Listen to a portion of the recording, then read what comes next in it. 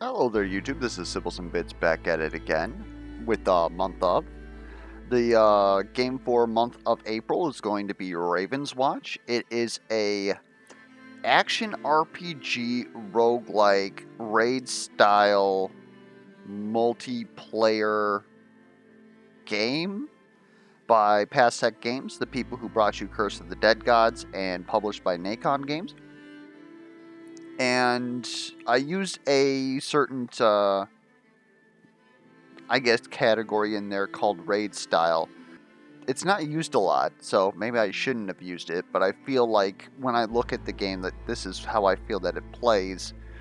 Raid style is a term that I at least use to signify something that is more or less set in stone, but you have a certain amount of time to complete it. Similar games being, of course, Resident Evil Outbreak, Tribes of Midgard, I would say, would be a raid style game. In a sense, Risk of Rain is a raid style game, and you'll definitely feel a lot of similarities to that when we're playing the game, because we are up against the clock and we're trying to get as strong as we possibly can before the timer runs out. But moving on past that, for those of you who don't know, Month of is a series that we do on this channel, which is pretty much highlighting a game for an entire month. Of course, this isn't my full-time job, so what that actually means is I'm going to dedicate at least 15 plus hours to the game, kind of trying to showcase not only like my first impressions and stuff like that, but pretty much getting into the finer details of things that other channels don't necessarily do. And that's not to take a dig at other channels. I understand that other channels, this is their full-time job, so they can't keep farming the same game for content because they got to keep getting clicks. And being not monetized and this not being my full-time job means that I can sort of make the content that I want to present, or content that I feel is not out there. So if you feel like there's content that's not out there for Ravenswatch and you'd like to, see something, be sure to leave that down in the comments below, and I'll see if I can manage to get that out in the time that I have. Another thing to note is that, as I have up on the screen here, Ravenswatch is currently launched in early access. So there's a small chunk of the game content. We only have access to Chapter 1, and therefore we can only get up to level 5, but it seems like that's intended for Chapter 1. The full game will have at least 2 chapters, more heroes, more items, more traits to select from, more enemies, all that sort of kit and caboodle. And this video here is pretty much going to focus on being an overview of like the core gameplay loop, so that when I'm discussing things in other videos, I don't have to keep explaining some of these things. And these are hopefully going to be things that are less likely to get either balanced out or reworked. We'll go ahead and we'll start looking into here. So, we're going to drop the difficulty down a little bit, just for the sake of being able to discuss these things. So, in the early access, we currently have access to 6 different heroes, each with their own meta progression and skills. I have primarily been playing Snow Queen, and just to take a look, not here, but here. As you gain levels with these characters, you gain access to different traits that will occur whenever you level up and when you start the game. These traits that we unlock as we level don't make the game easier. If anything, it makes the game harder because you are less likely to get these like starting traits that you start with, which are generally speaking pretty good. But what it does do is open up different build options. It sort of like slowly unlocks some of the complexity that's in the game. But again, it doesn't necessarily make any of this easier at all. Today we are going to be playing as Scarlet, who is sort of a rogue/brawler style character, mainly because I am less likely to, screw up a run with this. And so, another thing to note, because it won't be stated in-game is that every character has access to a passive, an attack, what's called a power, a special, a defense, and an ultimate. Your passive sort of dictates like how your character functions, like at a core principle. Some characters have their passive on a button. Some characters just have passives that work. Scarlet, for instance, during night, she transforms into a werewolf, which gives her relatively similar but different abilities. Generally, she switches from like an assassin rogue to a tanky brawler. Attack. The important thing to note is that a lot of things will refer to your attacks. Not all damage you do is attacks. It is specifically referring to your attack skill. On Scarlet, attack will give us combo points similar to in World of Warcraft. And these combo points specifically get used by our power, which is a dash that gains power for each, or damage for each combo point that we spend.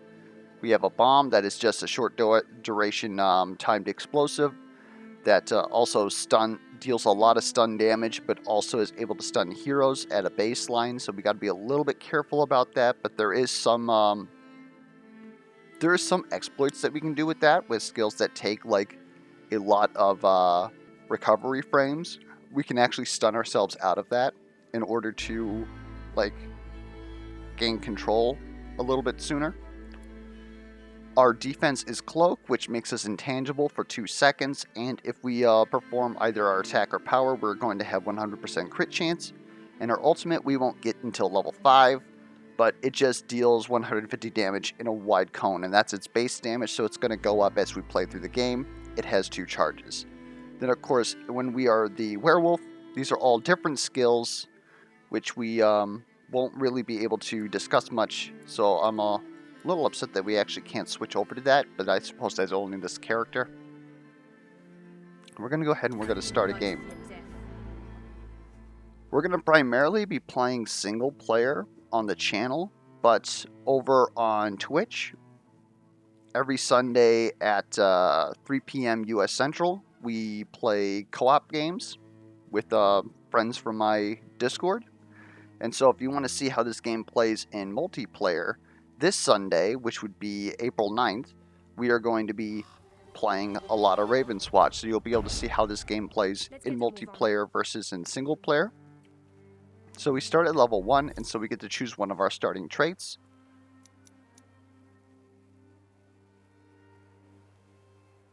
We're going to go ahead and go for Devour.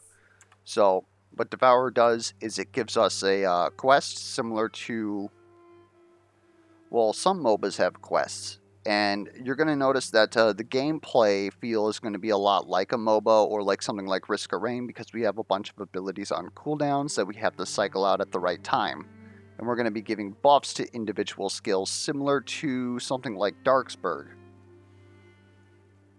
So, if I can get kills with our werewolf power, which is our right click while we are a werewolf, then we will gain plus 0.5 damage. And what damage does is for each point of damage, all of our damage is increased by a total of 1%.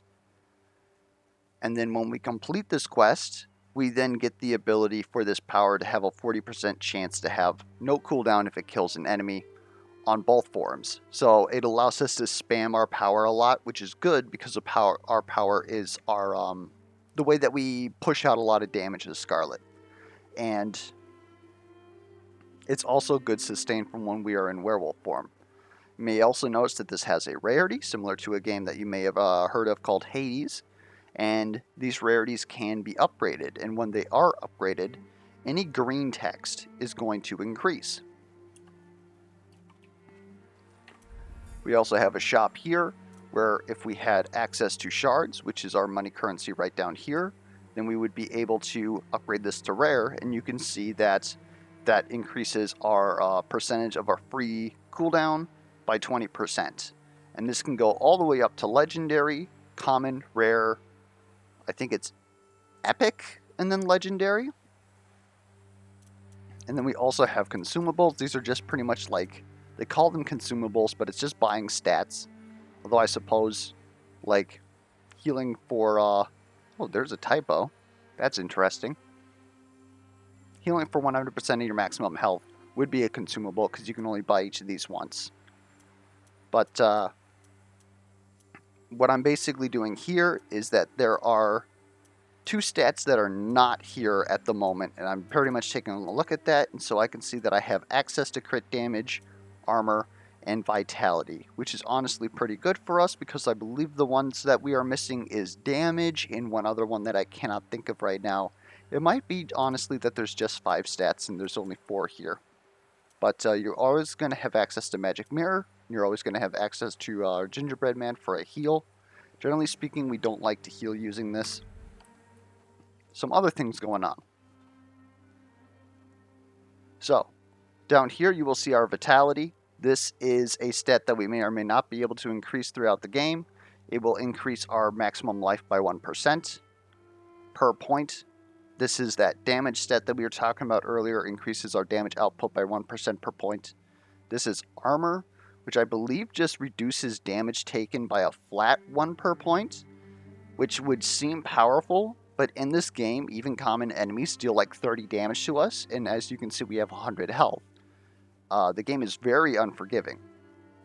Over here, we have access to Raven's Feathers, which is pretty much our continues. If you are in multiplayer and you get incapacitated, somebody can revive you within a time limit and not use a Raven's Feather. Otherwise, if either you run out of time or if you're playing solo, you will have to use a Raven's Feather. We are somewhat expected to spend these. This is the map. The map itself and the terrain is pretty much set in stone. This icon right here is the final boss. If we chose that we wanted to, we would be able to engage in the final boss at any point. But generally speaking, the whole point of the game is that we have 5 days, which will signify down here there's going to be a tracker. Or I believe it's 4 days. We have a certain amount of time in order to get as powerful as we possibly can. At the end of the days, the boss will warp us to its arena. But if for whatever reason we were feeling particularly powerful and we wanted to end the game early, we could go and fight the boss early. Our days are kept track via this timer here. This timer is counting up as soon as we leave the Sandman zone. And we will have 24 minutes to accrue all the power that we want before the final boss.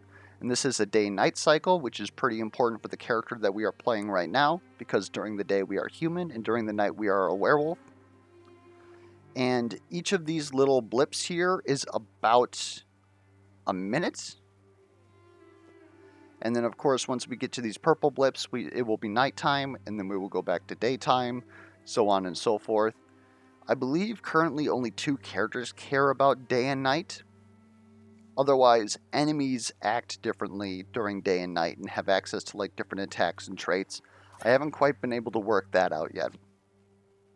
Another thing to note about the map is that whenever we start the game, it will always show us where the final boss is, and it will give us access to 3 random locations. Again, the terrain is set in stone, and a lot of them look like they have access to items or events, but only some of them are populated, and they will take 3 of them that are relatively nearby and populate them. We can also see that these have a green outline, which means that they are surrounded by like level 1 enemies, let's say. So these are areas that we typically want to go. This is a site ward, which will give us access to the locations of more items or events, but we can also just go ahead and explore around this map and try and find these things for ourselves.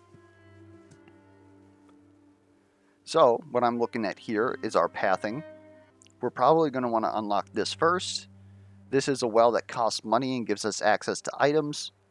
And this is a well that will full heal us and give us 10 vitality. We would like to use these later because we currently don't have access to either money or we're not damaged. So we're going to head across this bridge over to here. We might explore around here a little bit and then come up here and try and get this stuff. So it seems like enemies also scale like every day-night cycle. And so we want to make sure that we're staying ahead of the curve as much as possible. Or it might just be that certain enemies are spawned in certain areas and they don't really give you that much of a an indication of that. It might be due to like location, distance away. Again, I don't really know the meat and potatoes of the game yet. We're not going to get into much of that, and it could also change. So we're going to go ahead and start after I take just a short break here. Okay.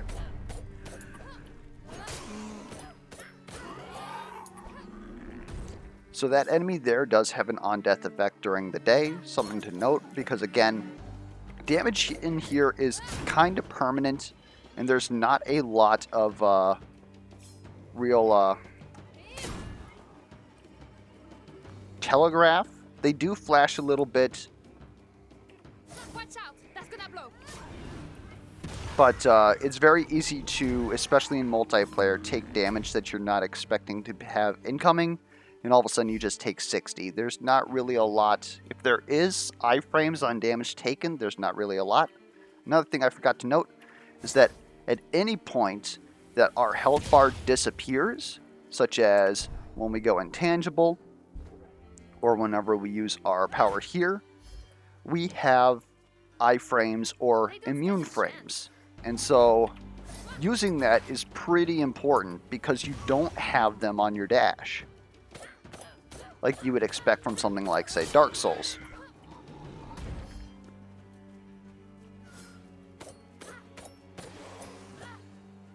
These little notes here is going to give us money. Another thing to note is that, yes, we are trying to get our level up to a certain point. We're trying to get to level 5 before the end of the time. If we can get to level 5 earlier, that'd be great. But otherwise, we don't really need to engage with all these enemies because we don't get any rewards. We don't get money, and the only thing that we can stand to gain here is damage taken, which we would prefer not to have. However, we have a quest to farm some power kills, so we are going to do that. Now we've taken quite a bit damage here, but that's fine because we have access to a lifesteal-esque like buff as werewolf, and this is part of what makes Scarlet so tanky in this form. If I can not get bopped.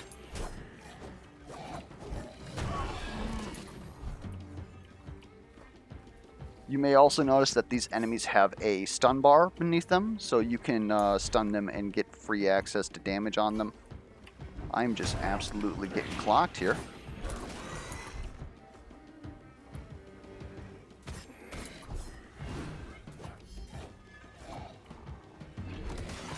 Like, this is a pretty rough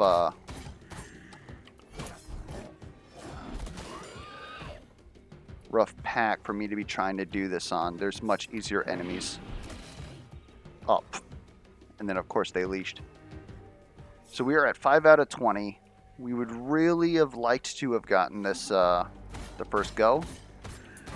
Those little enemies right there is pretty much what we would prefer to have seen, because they have less health and they deal less damage to us.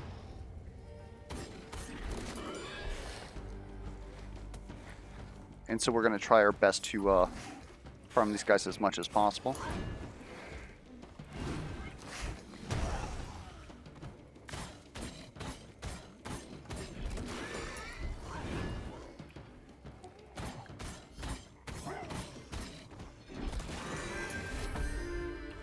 So whenever we level, we do get a full restore, which is kind of nice. Oh.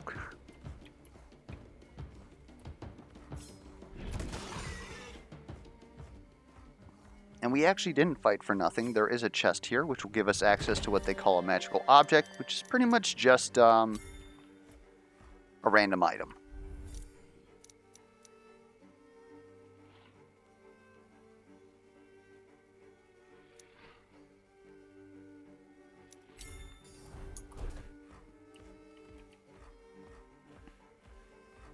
But our first farm was, I guess we could safely say, very unsuccessful. and it's about to be day. So while we were gaining something, we really didn't gain much except, you know, losing a continue there. So I would say that that first night was not very good. So now we're actually going to head down to this ward and see what we can find. Not much to do around here.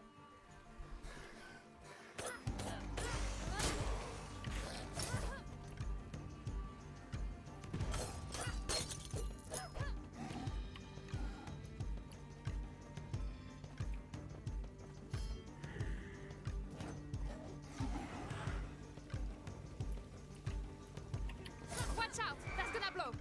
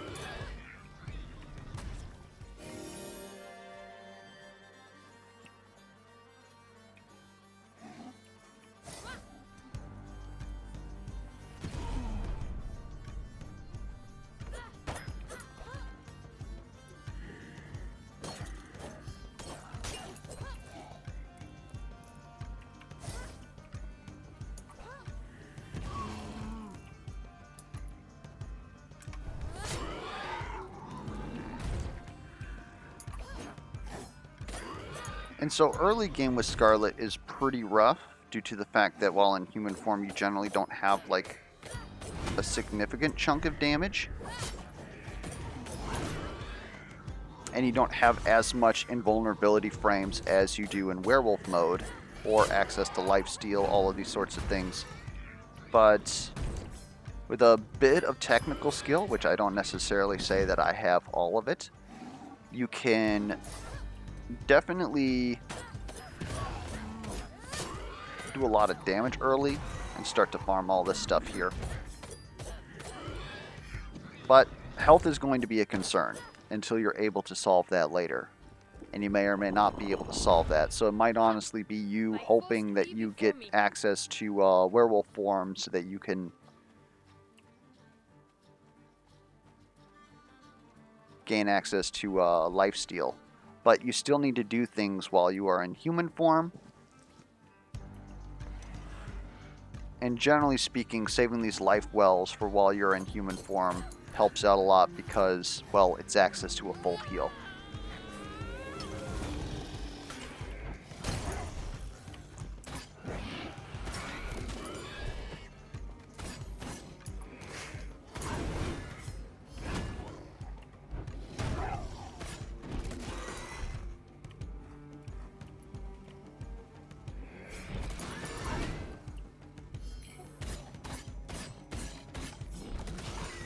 You may also notice that enemies rarely drop green orbs. These are healing orbs, so we like them. I got chumped by that. We should be fine here, though.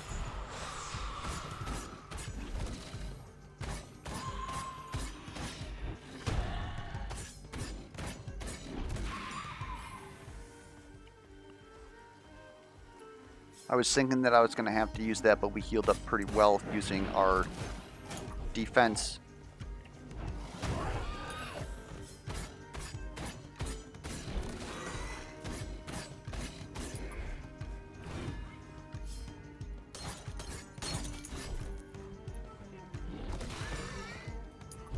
We need to get 2 more kills.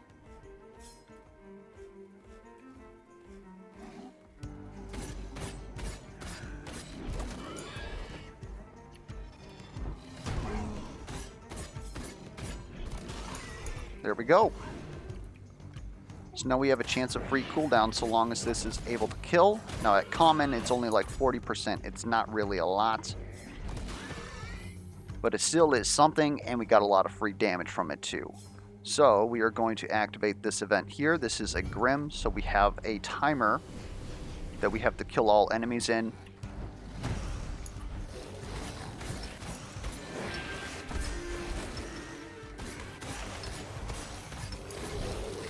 for the most part, while we are in Werewolf and we have access to right click and shift is up, or our defense, I suppose I should say, we really don't care about being in brawls like this, especially with a bunch of low level enemies. And here, pretty much the only thing that I think is worth it is being able to improve your items, because that is worth money. Special applies vulnerable to hit enemies. That is actually like incredibly good for us. We'll take that. I'll try to briefly explain vulnerable if I get the opportunity to. I was kind of hoping to get the refund, but instead what got upgraded was wide attacks, so we get more range and deal more damage with our attacks, which is still pretty good. We're getting close to day. And so we're level 3 and we're halfway through the match. I feel like we're doing pretty well. We could just have a lot more stats than we currently do.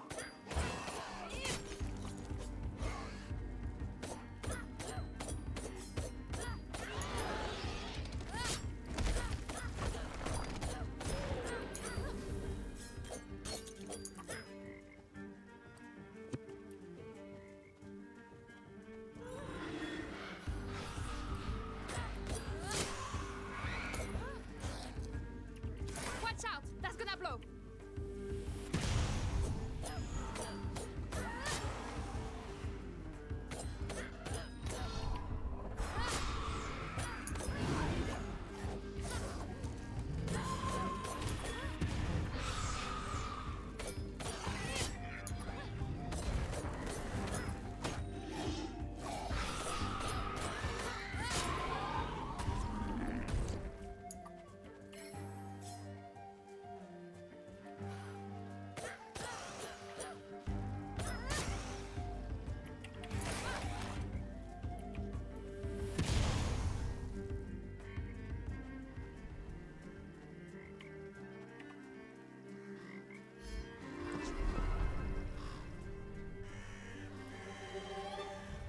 So on a higher difficulty, I would definitely be concerned about our current growth. We're going to go ahead and we're going to take, what was this again? Hold up. Healing received. I'm going to take armor.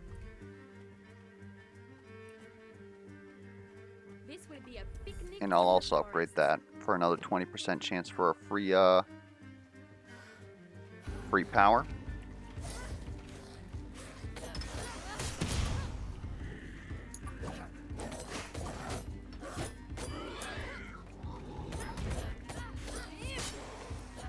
So another thing about Scarlet's quests is we needed to get werewolf power kills in order for us to gain the benefits, but the benefits are actually in both classes.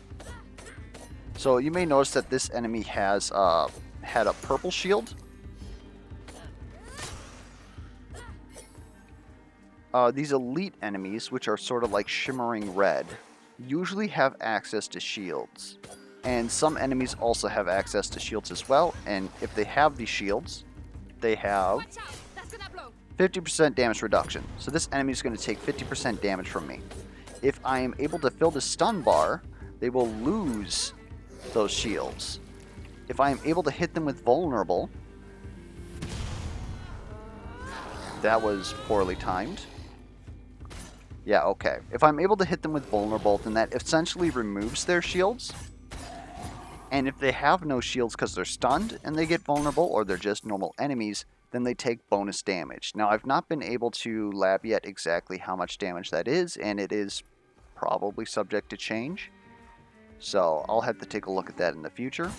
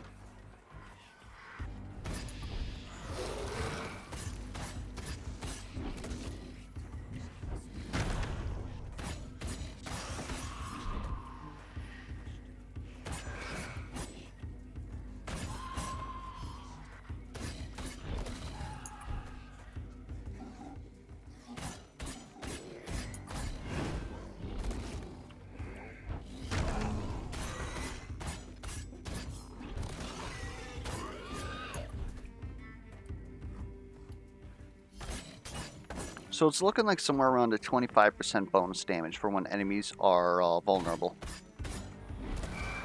But its main use is taking enemies that have shields and then getting rid of them.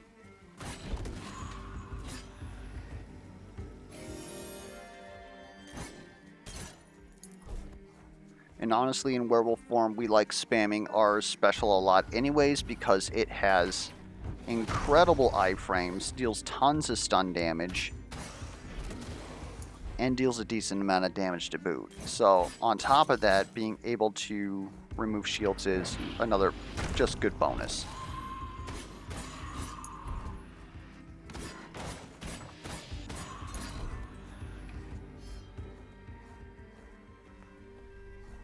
Alright, so this is what's referred to as a monster tumor or just a tumor.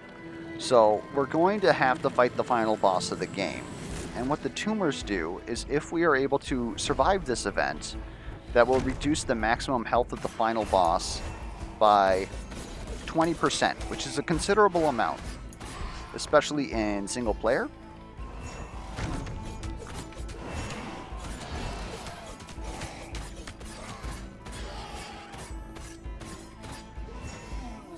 Oh, well, that's not good.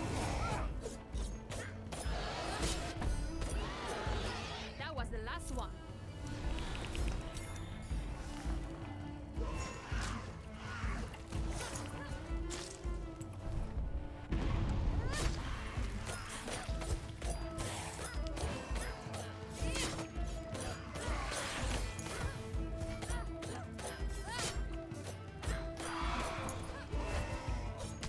Watch out! That's gonna blow.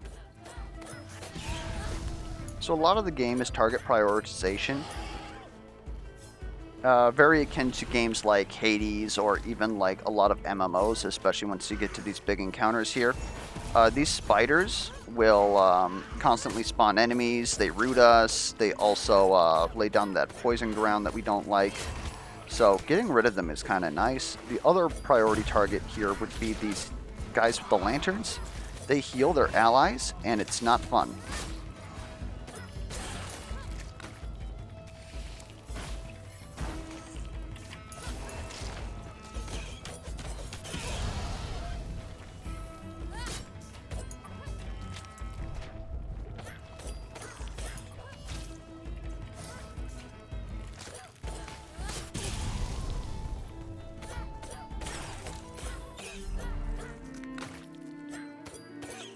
So we have one day remaining. I'm still feeling relatively good.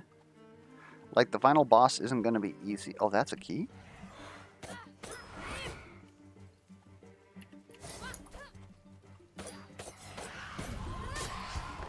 I don't know if we actually have enough time to use this key.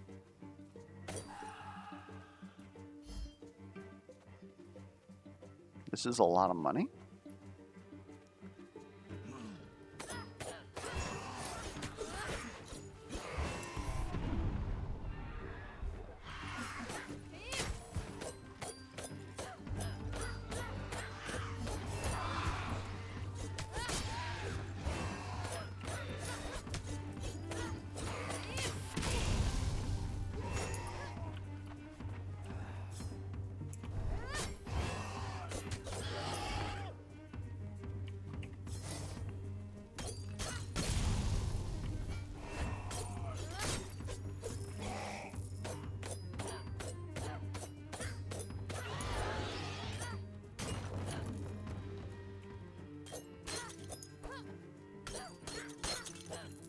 No one here. My reputation precedes me.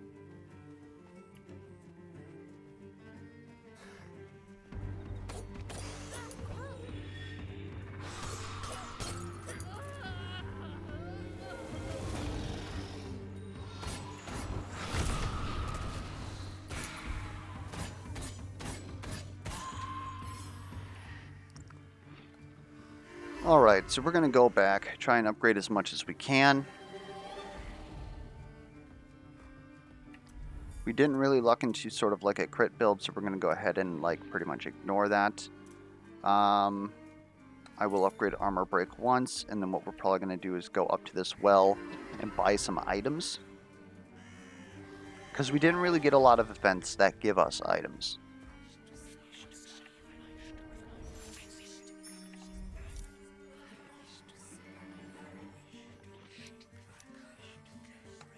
I'm willing to take regen. And give me one more here. Reduce ultimate cooldown. We'll actually go ahead and reduce our special since we're pretty much specced into that at the moment. And so now what we're trying to do is just desperately trying to get that level 5 so that we have it for the boss.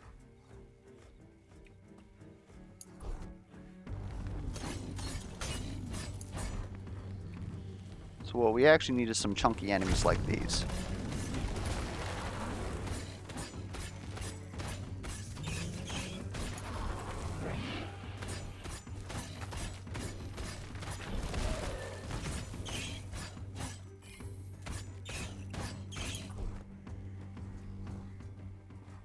And we'd love to see an event, honestly.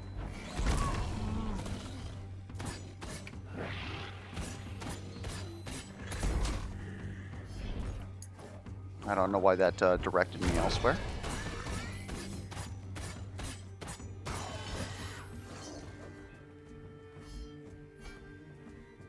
There is a quest up above us, but that's not... we don't have enough time to complete that, and it's very hard in solo.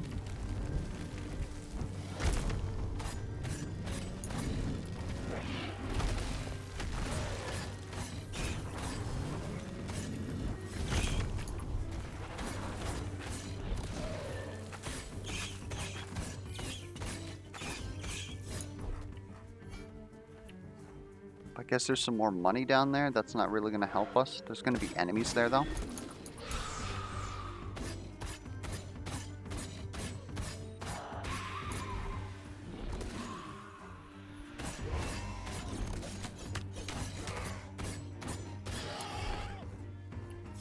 We should actually be able to level on these enemies right here.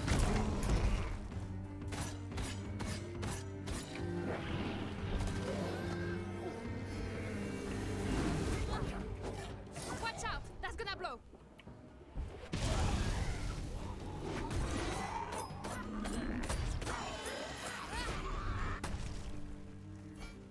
I'm actually surprised we didn't level there. We'll yoink this money, try and kill an enemy.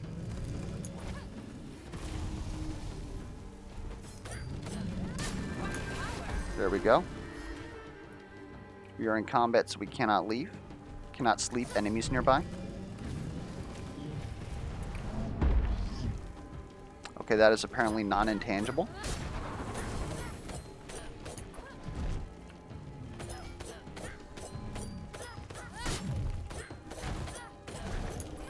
One down. Okay, we want to rush back quick and get our upgrades.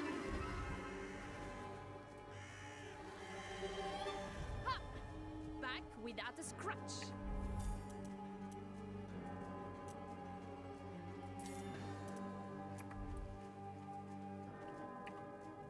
Nope, not that. And then we get access to our ultimate. Not bad. In the current version of the game, we only have access to one ultimate, but in a future update on the roadmap, they said that they're going to add another ultimate for each character, so then you'll be able to choose between two, sort of in a Heroes of the Storm style format.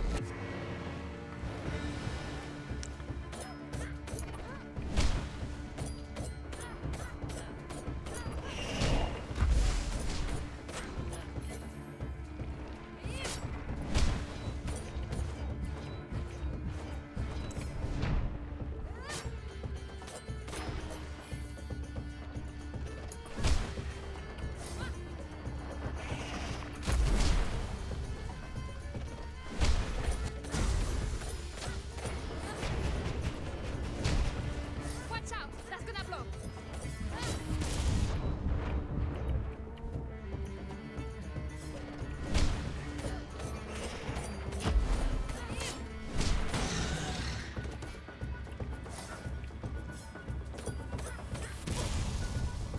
Take this. We canceled out our boomstick because I forgot that I can stun myself. Otherwise, that pretty much would have taken off more than half of the boss's health in that phase, which would have been pretty good. But it's okay that we wasted an ult copium because of the fact that by the time that the next boss comes up, or the next phase comes up, we're going to be in werewolf form, so we're going to have access to that ultimate. And I just ate all that for no particular reason. Oh, that's smart.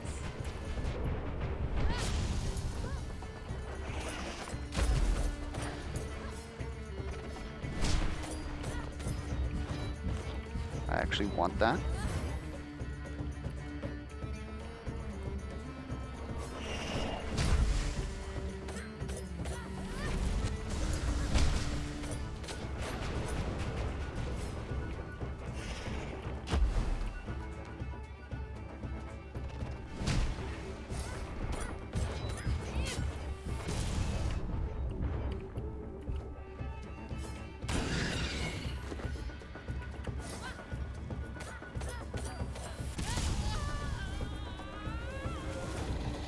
That was actually very awkward timing.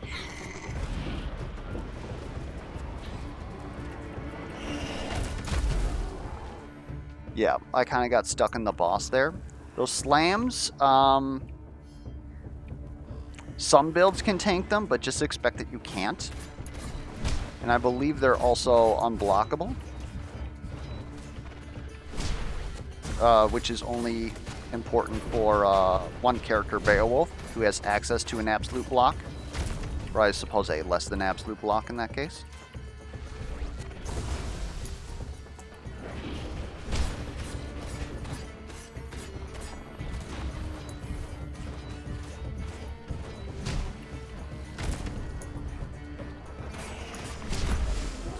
And I got clipped by the edge of that one.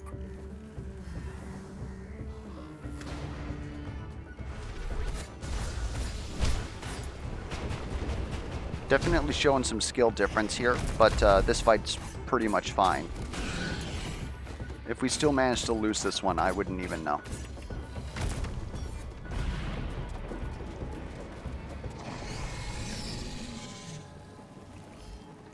And so that is what a typical run of Ravenswatch looks like. Again, it was honestly a very poor run. We weren't able to get our early game growth very good. We weren't able to get access to a lot of events that actually like boosted the power of our character. We did get to show a bit off. We were able to show off the grimoires. We were able to show off the sight wards. And we were able to show off the tumors. All things that generally don't get shown off in videos that I've seen. We did not show off the quest, but generally speaking, you don't do the quest unless you're in a party, just because of how it's set up. And we also got bopped quite a bit, used a lot of feathers. For those of you who are wondering like what exactly the difficulty progression looks like, it seems mostly like mechanical difficulty, except for Nightmare 1 adds a lot more of those corrupted or like elite enemies that make combat like significantly harder because they have access to more attacks, deal more damage. They you pretty much need to stun them because they usually have armor plates, and it just makes combat a little bit more dynamic in my opinion, instead of just like grindy MMOE. Nightmare 2 is one less Raven Feather. Nightmare 3 is that the final boss is stronger. I haven't quite dialed down exactly what that is.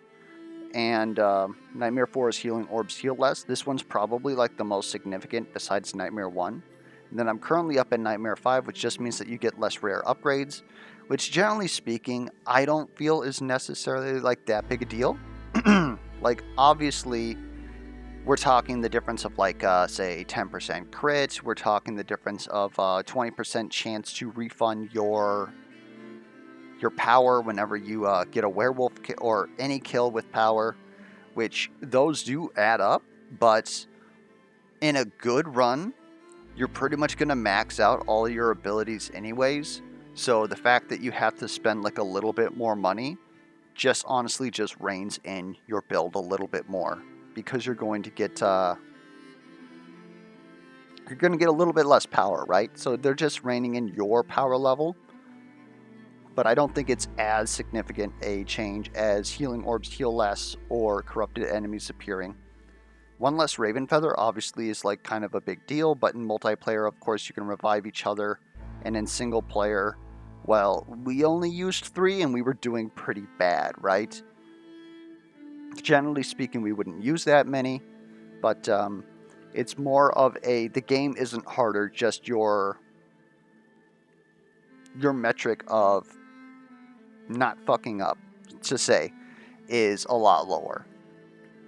I guess healing orbs is also technically in that realm too, but the fact that they heal less, like you get those off of just about every elite, so you get a lot of healing from healing orbs. So I feel like this is much more pertinent to normal play than the other one. Anyways, that was my brief overview of what a typical run of Ravenswatch looks like. If you have anything that you would like to see, any questions, be sure to leave that down in the comments below, and I'll try and get to that. Otherwise, as far as month of is concerned, expect to see just, like random runs of all 6 of the characters. Probably less of Melusine because I have a vestibular hypofunction and her core mechanic sort of like aggravates that a little bit. I'll still try and get like a little bit of footage in there. Otherwise, I have a couple of people in my friends group who are like pretty much all about playing her. So when it gets down to like the hero breakdown, I might have to refer to them as far as like how that works, which pretty much gives me enough time to max out the other characters and see what's going on with them. Anyways, again, hopefully that was enjoyable. If it helped you make your purchase decision, also leave that down below. It's nice to see that sort of stuff. If you have any other sorts of feedback, be it comments, questions, concerns, misplay alerts, be sure to leave that down as well. And until next time, I'll catch you guys around.